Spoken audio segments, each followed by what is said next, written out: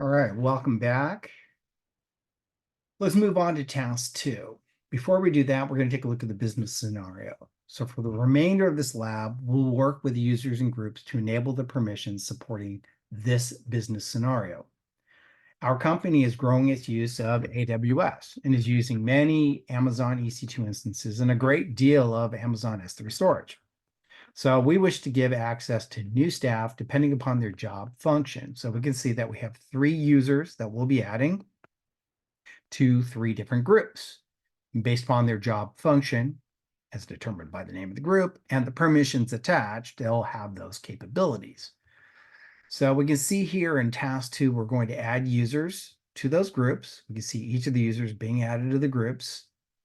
And in this first piece, we have user 1 that was recently hired into a role where they're providing support for S3. So user 1 supporting S3. We're going to add them to the S3 support group so that they inherit the necessary permissions by the attached Amazon S3 read-only access policy that we saw earlier.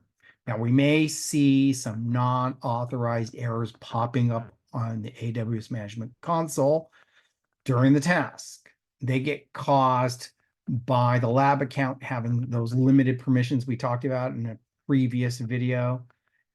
These should not impact your ability to complete the lab. Just read the message. If it doesn't describe what you're doing, you can safely ignore it. All right, so let's move forward. So what we want to do is use the user groups, adding users to that. You could do it either way. You can add the user to a group, or you can add a user, or we can go from the user groups and add them that way. So I'm going to begin with the S3 support group. So I'll go ahead and open that up. And I want to give myself a little more room, so I'll close that, hit my add users, and as I can see described up here, S3 gets user 1. Add the user. Great. Let's go to the next group. So I'll scroll back over to my user groups, and my next group is the EC2 support group. So I'll select that. Close that up again to give myself some room. Hit the add users, and for EC2 support, I want user 2. Make sure you get the correct user in the correct group, or you will have provided an individual the wrong permissions, which could really wreak havoc with their capabilities. Not to mention the fact that your grade score will go down, all right? So we're going to hit user groups.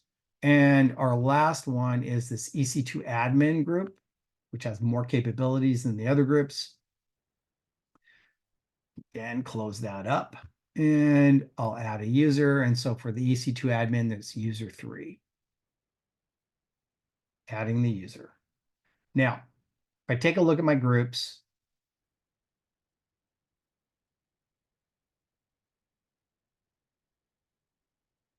you can see that each group has a user.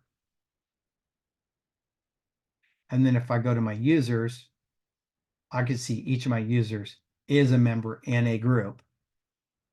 And so I have completed this first task, and I'm ready to move on to my next task.